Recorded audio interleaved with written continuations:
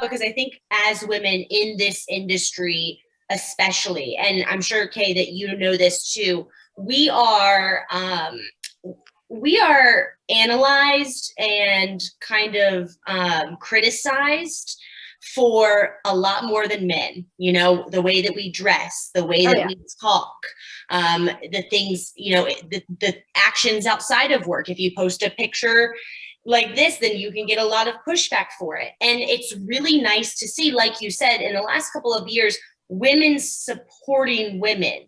And that's a really big deal, because without support of our colleagues and of people like us, that kind of criticism can be overwhelming, especially in a field like science and sports, which has been in the past so dominated by men.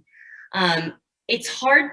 It can be hard to have to deal with that extra stuff that men don't have to deal with. They don't put on a dress every day and say, is this too short? Am I going to get, you know, something written about me about this? Is someone going to say something bad about this? So like Jennifer said too, we deal with more in this industry. And so it is really nice to be recognized and also to have support of other women. I love that. In sports, to make a comparison, one of the things that makes it hard to support other women, other than the natural, some weird tendency by men to just pit women against or compare them against each other. Oh, I like her in the morning, I like her on the evening show. That always makes things more difficult. And I think it's, you know, catalyzed by social media that you think it would make it more difficult. And in sports, Jennifer, like there's one woman per show. Like you're the one token woman sometimes. And so yes, there's a lot of women in sports media, but I don't interact with them. I don't get to see them. So is it sort of isolating in that way, or is it more of a community? I think times are changing, honest. I mean, I think 10 years ago, it was very much like that. Yeah. I mean, I've been here almost 13 years. I was on mornings for 11 plus years, you know, and early in my career, I've been doing this for almost 15 years now. You know, I was always told, like, you will only do mornings. You will always be mornings. That is you. And I was like, what do you mean? And it was kind of the formula in the past. It was always, you know, a middle-aged or older gentleman who was the chief. And in the morning, you had the cute, bubbly girl. That's just what was done. So I'm really proud and happy to see that, you know, times are changing and it's based more on, you know, merit and experience and tenure and credibility and, you know, the knowledge behind the science, more than just the facade.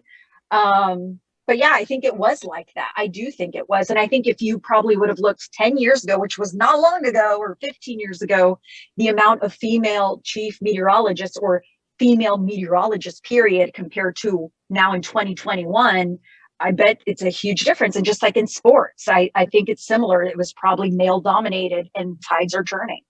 And Caitlin, you said, I want to jump in here because you said something really interesting to me that on these sports shows, it's really only always one woman.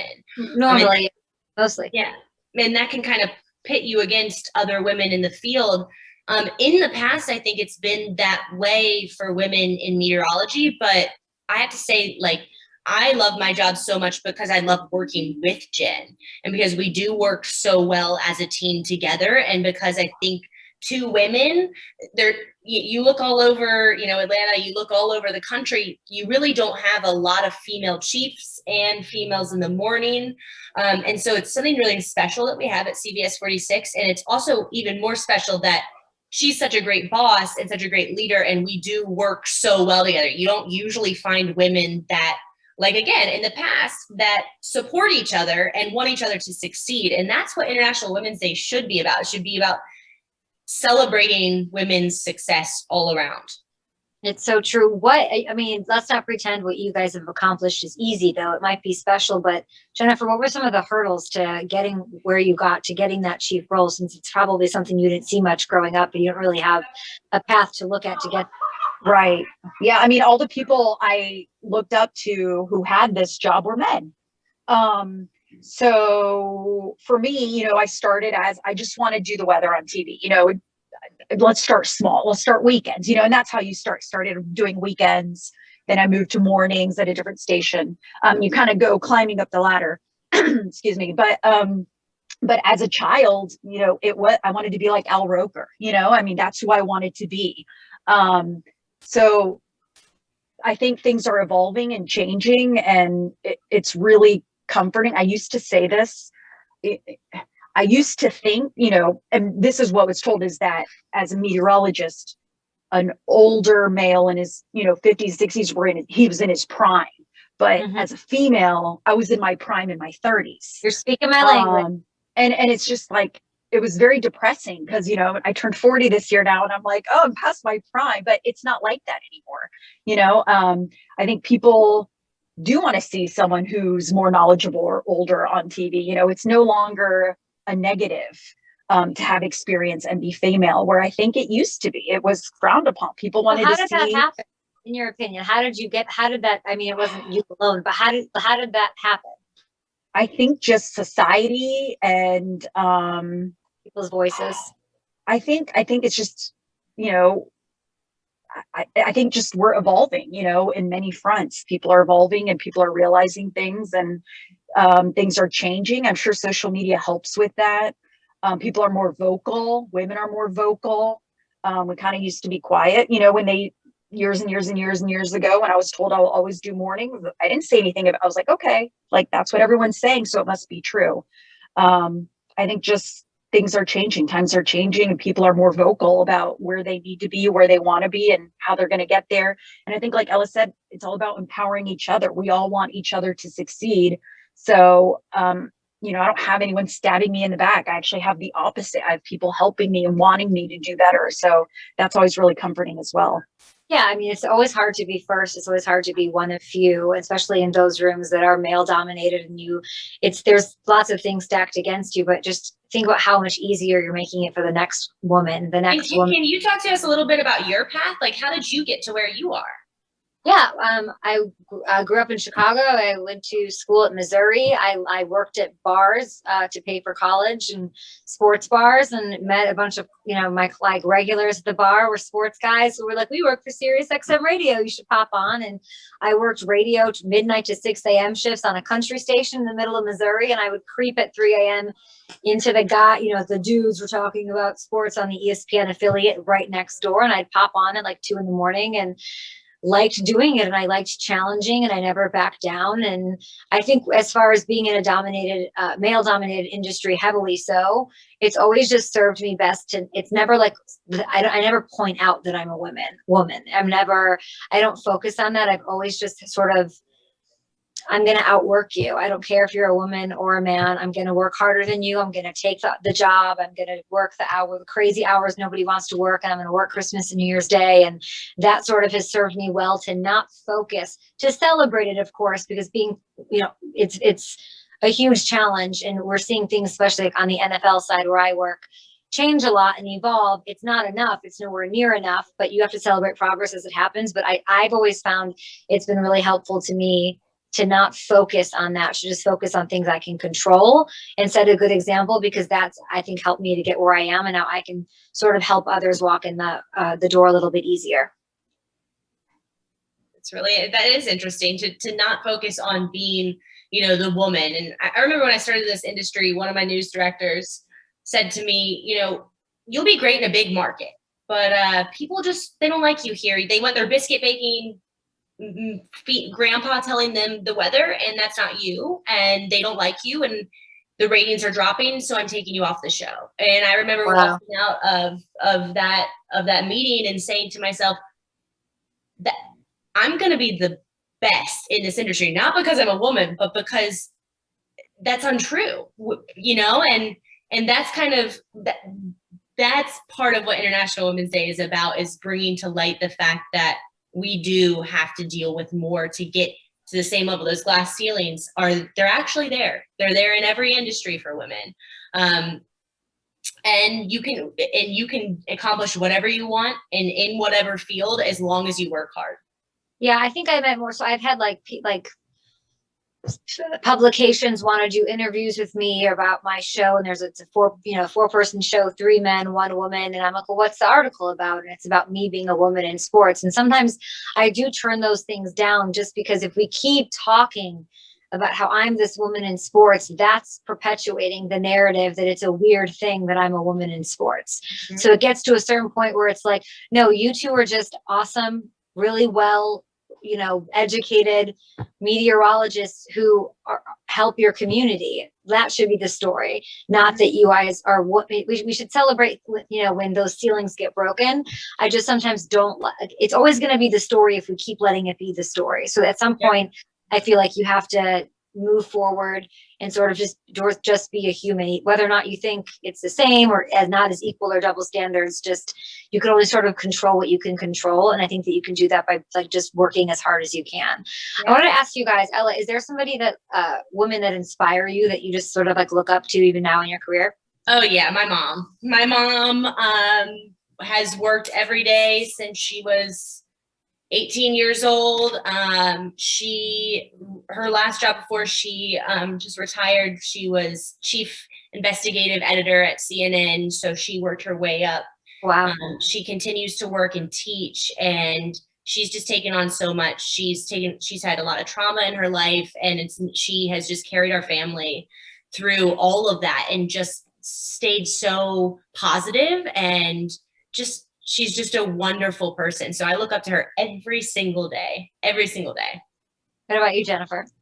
I love that, because mine is my mom too. Oh, which is so cute that, because as soon as you said that, I was like, oh, but it goes to show like, how we can work so hard and then we're still setting this great example at home. Right. But my mom actually, my parents are, I'm a first generation American. My mom moved to this country with a newborn baby who was my sister. She didn't speak any English. My parents had nothing. So they were a great example. My dad is probably the hardest working person I've ever seen to this day. Yeah. He worked day and night, and that's what I saw growing up. And my mom, she managed the household. Again, she barely spoke English and had 3 kids. So to me, it was all about a great work ethic, putting family first, loving your family, and doing what you love. And that's what they did.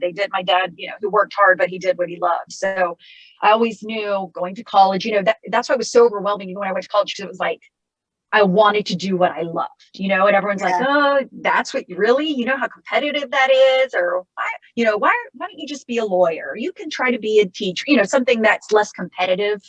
And I was like, no, because I want to work hard. I'm going to work hard every day, and I'm going to love doing it because I'm going to do what I love. So I feel very fortunate to have learned that. I didn't know about your mom and your dad. That's so hey, what about you? Who is your role model?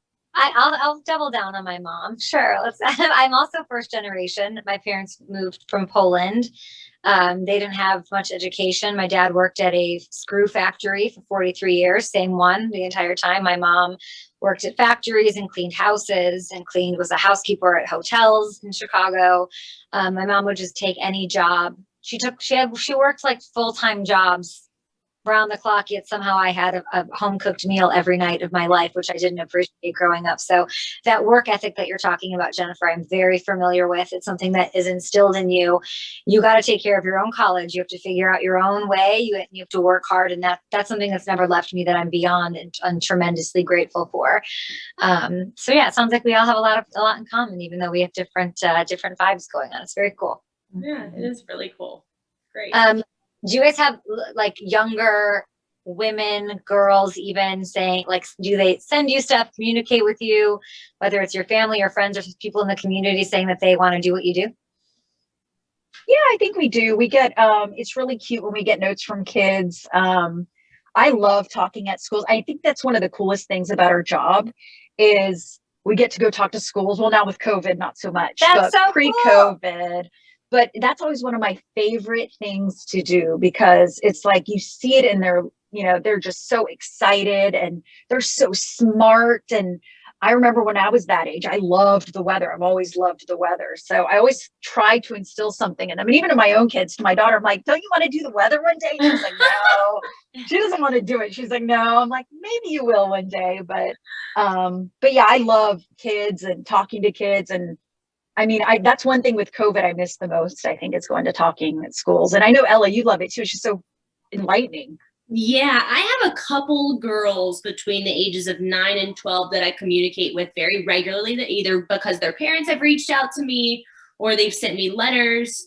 And then I'll just stay in contact with them. I'll send them emails. We'll Skype every once in a while. And that is maybe the best part about our job, is seeing the direct impact we have on young girls, especially who want to get into math and science. And I always encourage them, you know, it's not, and being a nerd is not a bad thing. It's a really good thing. You know what I mean? I love nerds. You can be a girl. You can be a girl, and you can be a nerd, and you can be successful, and you can be pretty, and you can be all of it. So that's been one of my favorite things about this job. Ella, was there a time where you were discouraged from following your passion in a STEM field? Because I math and science, nothing. No, I can't do it. It's just not my vibe. But was there a time where somebody tried to steer you away, similarly to what Jennifer was saying? You know, no, both my parents are journalists, so they're on the kind of that side of the industry. But I always was math and science, and I always loved it. And going to the University of Georgia, I went in undeclared and then switched my major to geography and science, atmospheric sciences. And always just, I loved, my professors were so great and so encouraging. And there wasn't many women in the room. I mean, out of all of my classes, there was probably 20%, 80% women. Oh, wow. And men. So, but that was actually kind of drove you more, you know what I mean? Because it's like, this is really cool. And I feel like I'm going to do something different. So no, I was actually never discouraged. I always knew that's what I wanted to do and never felt like it was not what I wanted to do.